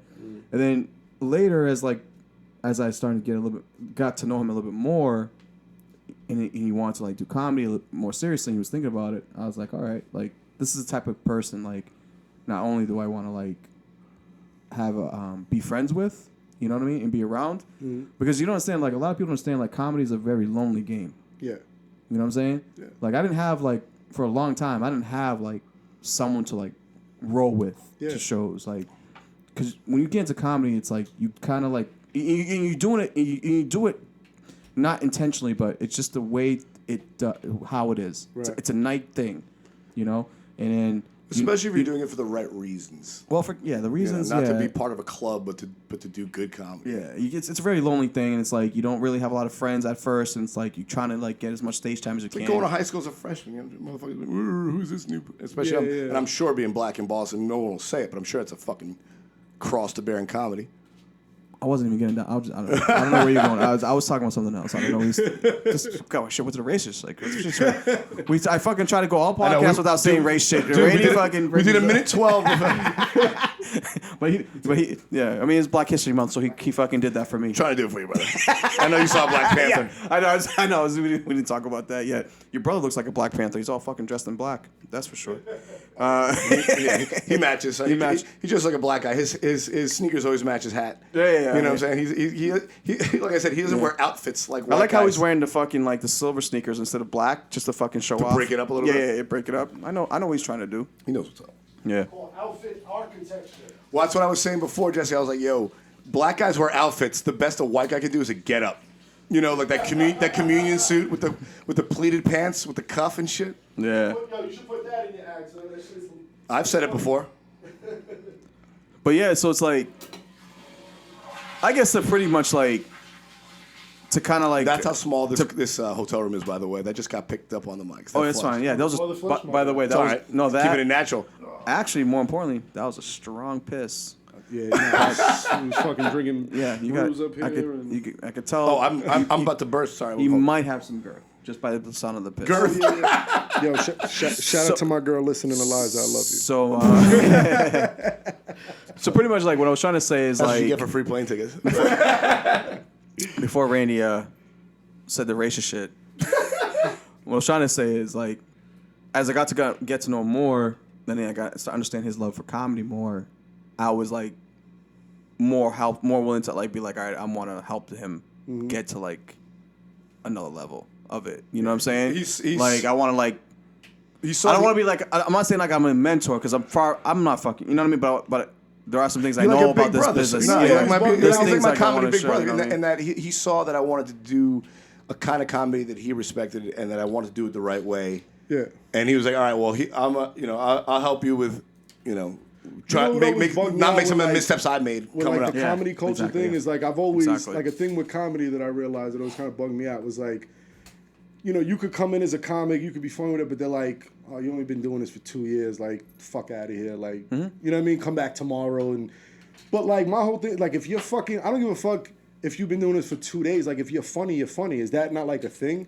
It you know what is. I'm trying to say? Like You'll if see you- Sam J Like tonight. if you It's just hard. have You'll the see work, Sam J like if tonight, you're son. just funny, you're funny. You'll see Sam J tonight on the At the Patrice but benefit. yeah. Yeah. But that's rarely. It's a lot. it's very rare. Because comedy is one of those things that it's. I do believe this. It's rare to have like a natural talent at it, such that there's like literally one every 20 years. It's like I think it was like Eddie Murphy, who was immediately at 20 was a superstar, and then 20 years later Dave Chappelle, and then Sam's one of those rare people that she is just like, sort of excels at it. But for the most part, to get really good, even if you have natural talent, it takes a lot of time. Yeah. And there is, and I don't know, I'll let you say your piece, but I do believe there is a little bit of stinginess in that, because I've been doing it in the comedy communities, not only in Boston, but elsewhere, and like, just because I've been around longer, I get X, Y, Z. It's like, well, I don't know. Like, why don't you just give an opportunity to someone who's doing well? Because I never understand this, and you know this. Like, son, there's enough for everyone to eat. Like, my success is not taking anything off your fucking because it's not like we're working at jobs where. If I get a job, someone else isn't on the assembly line. That's what I'm saying. You know what I'm saying? Like, so because like anything, like I it's said, creative. So anything I'm else- making something from nothing. So it's not like I'm taking something from you. I'm making something from nothing. So how am I taking from anybody else? Right, because when I hear those things, to me, that's just like the politics. So Yes. I know the politics of hip hop. So when I hear like you got to, you only been in this 3 years, you're wet behind you, you're a baby and all that, and it's like that's like bullshit politics. So I feel like people say that because that's like a thing to say in comedy. But like if you're fucking funny, you're funny. And sometimes the people who say these things, I'd be like, son, you're not even that funny. Like, who the fuck are you to tell somebody that, you're a baby in this? And it's like, yeah, but what the fuck have you done? Yeah, I think That's like that politic bullshit. You know what I'm saying? I give Chase mad props because he stands up for that idea, and he also stands up for anyone who's trying. Right. Chase doesn't play politics, and he does his best to make sure no one else is playing politics. Right. But he does it out of the honesty of, don't ever tell anybody else not to try and do some shit that they're not, like you let them, the stage, the microphone on the stage will tell them that they failed or not. Like, don't ever fucking, it's like human decency. Be honest, like, Exactly. Like let the fucking audience speak. Like not another comic. Like you're not fucking paying money to buy a ticket to come see me. Like the fans are. So if the fans fuck with me, the fans fuck with me. Like who the fuck are you? Right. Again, that's just that whole. Somebody needs something to say because they've been doing it for fucking 10 years and they're still at the same spot. You know what I mean? It's like Did I tell you about this? with comedy, Chase though, it's smacked like- an audience member. you spoke about this on the podcast. Right? I heard. Tell him this. that story. Yeah. I mean, shit. I mean, yeah. Son, he smacked the shit out of this guy. I was laughing so hard. It's, I'd never seen that before. Yo, sometimes it happens. No, because this It's guy was what it is. heckling. Somebody needs this that. guy was heckling younger open micers, and then he Oh, started. it wasn't even for you. It wasn't. No, even and then for you? Chase got on and he kept talking. And Chase had 30 seconds of fun with him. He was like, "All right, your time's over." And then he started going to do his act. And the guy kept going. And Chase said, I'll deal with you in a minute. Finish his set, got off stage and fucking slapped the son of a bitch. It was open hand snuffed him. Yo, son. Yo. Open hand snuffed him. The guy was on his back in a booth, like literally like scrambling, like his feet and hands in the air, trying to scramble to get up and shit. There's a couple problems with that. There's a couple. Scrambling, looking for the exit sign. What happened? Yeah, well, How do I get out of here? This is 2 parts. I'll answer the question about the time versus Right. there is a thing where we in terms of comedy, there is a connection with how long you've been doing it and where you are, like with your comedy. You know what I mean? Because comedy is one of these stand-up comedy is a moving art form. You know what I mean? So the more you do it, at different places, you're just naturally gonna get better at it. You know what I mean? So basically, I like to replicate it like it's like, so I've heard this from like one of my mentor comics. He was like, he heard it from Jerry Seinfeld. Seinfeld replicates it with stand-up comedy. So Randy's been doing like a year and a half, almost 2 years now. So he's a year and a half, 2 years old in stand-up comedy. I'm 5-6 years of doing stand-up comedy, so I'm 5 years, 6 years old in stand-up comedy. So now usually what happens is around 10 years, they say at least it takes 10 years, at least 10 years, where you have to really, where you find your voice and you find exactly what you're trying to do with your act. You know what I mean? That's a lot of the time. Now there are exceptions to that, and there are some people that don't take 10 years. That's what I was gonna say. Those are the special people. Like, to cut you off real quick, but like, what about a motherfucker who just comes in again? He's confident in himself. He's like, listen, I know who the fuck I am. I know my voice. I know what I want to say, and this is funny. That happens. And when he talks, he's fucking funny. That happens. Then it's just like all that bullshit is out the rare. window. You know what I'm trying to say? Well, all that stuff goes out the window because now, that's Because again, I like I said, I agree with what you're saying. What that rule means to me is you need to put time in to figure out your voice, how you to be comfortable on stage, all that. But the way you put it, it's like that sounds like politics to me. It's like you need 10 years before you. No, you don't need that. You don't need if I that come shit. in and I say, listen, I know who I am. I'm funny. This is what the fuck I'm saying, and you laugh at it. Then it's like, no, it's not so much. You need time to learn that. I'm gonna say something. But the time you need to learn that and the time that you get to where you should be might differ. In that, it takes time to learn to really get comfortable with all that, and it might take you 5 years, and you might not, and you might have the talent of a 10-year comic, but you might have to wait around a little bit longer than the 5 years it took you to get ready for that. Okay. So sometimes there is a disconnect, I think. Well, So it's go not ahead, so yeah, much. finish So it's your not so thought. My much bad, I cut like. you off. Sometimes it's not Runs when in the when family. it's not. Sometimes it's not so much where. It's not so much when the comedy itself, like the time. Right. It's more of the other stuff that you have to deal with. So one of the first comics that, like, you know what I mean? Because a person could be ill like 3 years in, 2 years. Like Michael Che, Saturday Night Live Weekend Update. He was like a protege. Like 3 years in, he was fucking headlining. You know what I'm saying? Like, there's people like that. Right. But like the very first comic that I ever went up to, one of the very first comics I ever went up to, and I was like, "Yo, I'm a fan. I'm a stand-up comic. I really like your work." And he was like, "Yo, oh yeah, you do stand-up comedy?" He's like, "Talk to me in 10 years." He's not saying talk to me in 10 years in terms of, "Oh, you're not funny." He's saying you got to deal with all the other bullshit that comes with it too. Yeah. That makes you, and let's see if you're still around. It separates the wheat from the chaff. It separates the week No, I from get the. what you're saying. Yeah. I know So what you're saying. more or Yeah, less. you got to know? put your time and make sure. Let me know you're serious about this. But That's basically what he was telling you. But again, but sometimes you just gotta let people be great, and some people just great fucking early on. that's what I'm saying. And That's why it. guys like that, he'd be like, "Talk to me in 10 years." I'm like, "Oh, I know that. Eat a dick." That's it. Like, But that's the you thing about know what I'm saying? yeah, Like, but that's the thing you about just but that's dismiss the thing people about like that. comedy. That's the thing about comedy, and But that's most of the it's time, similar to you hip hop. need to make- It's what have you done for me lately? That's the thing, even musicians don't have to deal with this. Right. Comedians, no one wants to hear your hits. Comedians are only as funny as their last joke. So they want new material. So all yeah, the you time. might go to the moon. But if you don't, you got to keep being funny. That's why when you see a guy like Dave or Bill fall. Burr, or fucking Chris Rock, like shit, like Dane Cook. still doing the work. Dane I Cook never was found that guy funny. Dane Cook. Well, Cook. He's a fantastic performer. well, he's like like you said, it's comedy's very subjective. It's Of all on a course, of course, spectrum. yeah. You know what I and mean? that's one thing. But I can tell you Like right I now. know he's a big comic, but to me, I've never found that guy Yeah. funny. dude, that's one of the things that Chase and I That's, that it's really all endears good, me yeah. to Chase is that we both can agree on. Yeah, I don't like that style of comedy, but that guy's funny. Right. I won't name names of comedians, but we've had that conversation a few times. Like, Yeah. I don't get it, but I know, you I know know that's it's funny. funny. But we yeah, know it ain't for me, but that's more funny. More important, like we understand what respect it, yeah, what what it it took. takes to get to fucking that level. Yeah. Get to that level. It gets, you can be that dude. It's like, yeah, I'm not feeling that shit, and that's art. Art's subjective. That's why it's course. abstract. It's contemporary art. course. People like different shit. But if you really are about the true art of it or for it, then you understand what it takes to like get there. My appreciation of music and hip hop in particular grew as I got more involved in stand up because like I know how hard it is to be Yeah.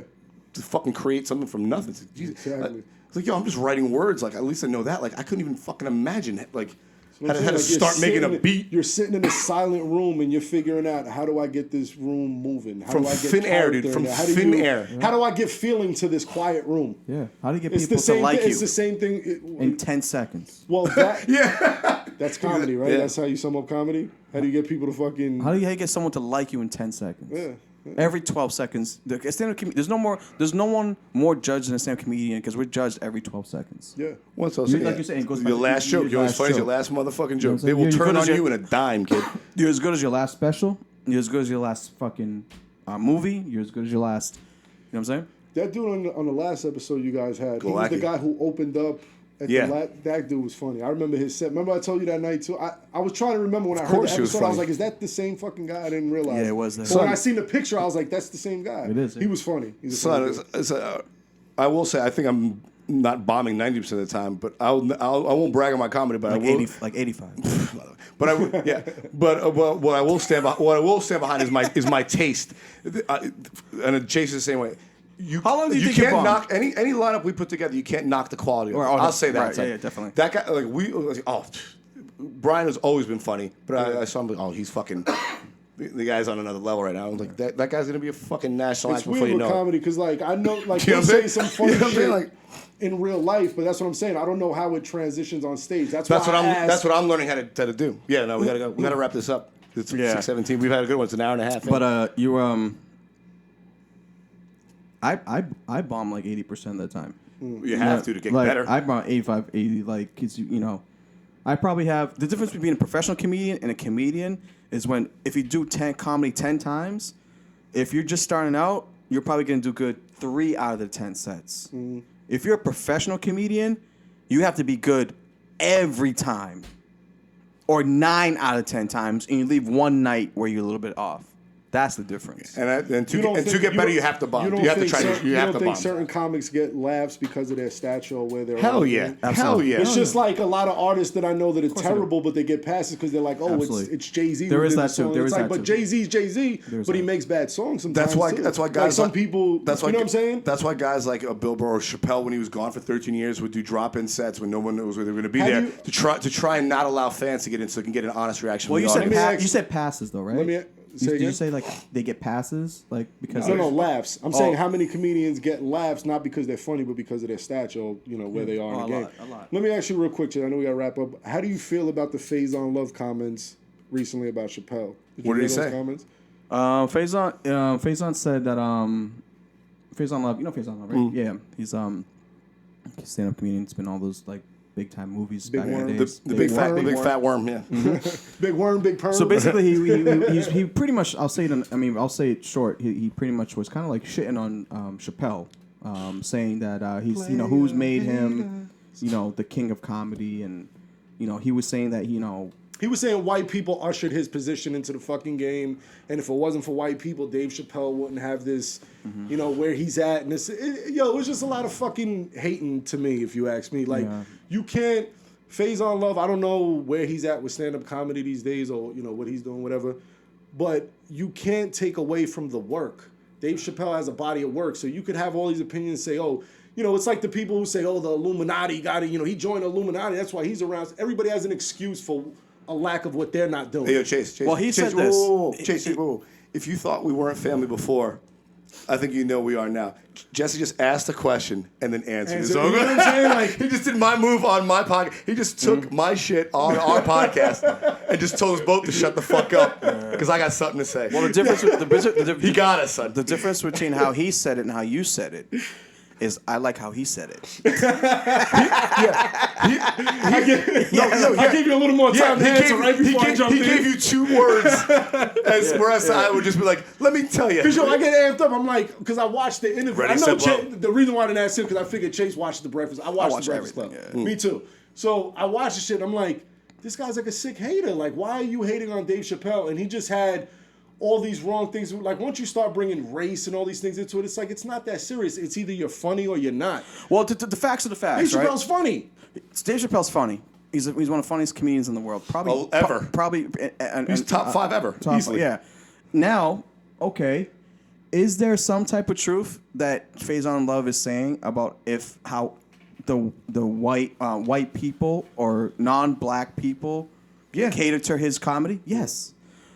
But Because he earned it. and I was gonna say that it's justified because the audience. Well, you know the demographic you're going for. Like, you know your demo with anything. No, that but you people do. don't forget. No, but- but- comedy's true. So he's just saying Dave Chappelle's saying the true shit, and just more people hear it, and they happen to also be white.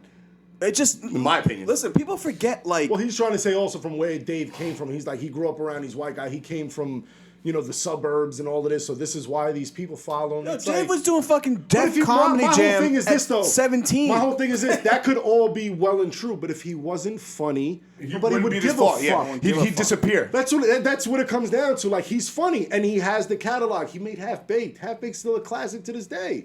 Dude, Killing Me this- Softly. Killing Me. Son, the 2.5 years of Chappelle Show were the best sketch Chappelle comedy Show's the ever. best. SNL can suck a dick. That's what I'm saying. There's, Every reality TV show to this day could be canceled, and they could just rerun the Chappelle Show.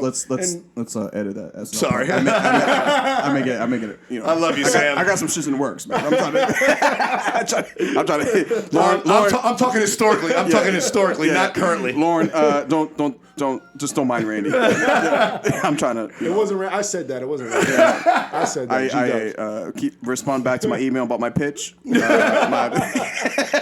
Niggas trying to get paid out here. So. No, but I'm saying at the end of the day, it's like you can't ignore the facts and you can't ignore catalog and you can't ignore the work. Yeah. Right? And then that's what separates Undeniable. people undeniably Right. versus fucking unrealistic people. Yeah. You know what I mean? And So- also, maybe if Faison's smart, maybe he's just saying that to get his publicity up because that motherfucker hasn't been in shit in a minute. I say like you know this. what I'm saying? Just starting beef with the king Listen. gets you in the paper. Fighting Listen, people in the air. this is what Well, you do. This is what you do, G-Dubs. Yeah. This is how you fucking end that, and we'll end this like this. You go up to 10 random people in New York City and you ask this question to them: Yeah, I know you. do you know Faison Love, the comedian? What do you think? The percentage of them are gonna say yes or no. Okay. Do you know Dave Chappelle? I'll give you one better. Is he funny? I bet 9 out of fucking 10 fucking I'll people in give New York you City one will better. say Don't even. Dave Chappelle. I'll give you one I'm not better. saying Faison's not funny, Don't but even bring Dave Chappelle into it. Be like, you know, Faison Love. They'll be like, be like, you know, Big Worm. They'll be like, yeah. Be like, you're Big Worm forever. Like, you're Big Worm, son. You're not Faison Love. You're Big Worm. That's it. With the perm. Big Worm with the perm. We got to go see Patrice O'Neal. Do you got have fired want up. anything to push? We got Yeah, fired you up. know, Armory New of tracks? Thought, my album coming soon. It's Armory almost of Thought by finished. G-Dubs. Got some new videos coming soon. What's You that, can go Omarosa to Thought? follow me on Instagram at GEEDUBS.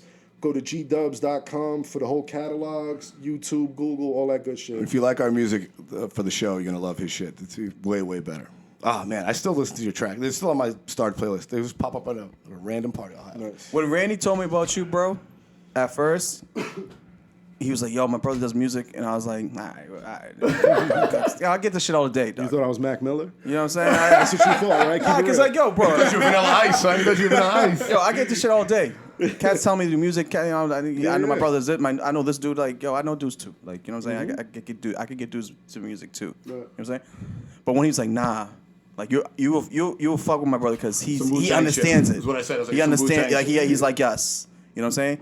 And now I understand it. Like, and now it's like you love music, you love supporting us, you love art, you like provoking thought, and you know. We wish you all the best in whatever you do. No, keep talking. Keep Thanks for talking. doing this, brother. Keep blowing him. Listen, after I saw his penis in the bathroom, Thanks for doing this, brother. Appreciate it, man. all right, we gotta get out of here. Love you, Jess. All right, that's it for us. I won't even promote shit because we gotta go. Gotta go. I'm Randy V. That's Chase Abel, and that was G-Dubs. All right, guys. Peace. Peace. I'd like to welcome everybody to a Gifted Hoods extravaganza. I'm your host, G-Dubs. I own every square that I stand on, the landlord.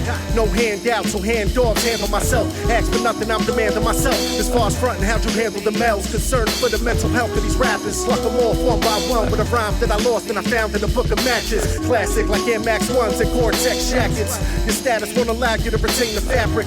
Your brains vanish faster than your garments for trying to talk smart and got placed in a bad corner. It's full warning, call it bad karma. Like the marijuana when it's somber. Ain't drink until I'm wetter than 30 minutes sitting up in the sauna. Respect the architect and performer, I beg your pardon. Morning jogging, playing that Kenny Markin. Stacking some real paper, you're tricking yours as starlets. All of these are hundreds like emojis in your comments.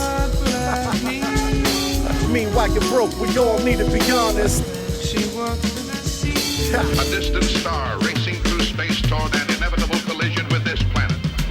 Thought travel through different time zones for long-term paper. Not quick cake like scones, beat the landscape, such a racial mess. We gotta get it together in a literal sense. Every move is pivotal when I step. Every blue is given respect. Every written wrote with finesse. Every hate is given rope neck. Give me your neck. We do business, I'm a man, my demands to be met. Rookie, watch you crumble under pressure like cookie. None fresher, fragrance on the dresser, closets of goodies. Watch mistakes, learn not to make the same. These are times when I run on and count on the bars to keep me sane. All praise due to whoever you pray to. Most of us are needy, defying a grateful. Too busy off dying, I live in to make moves. I wasted years' time and never await you. It's true.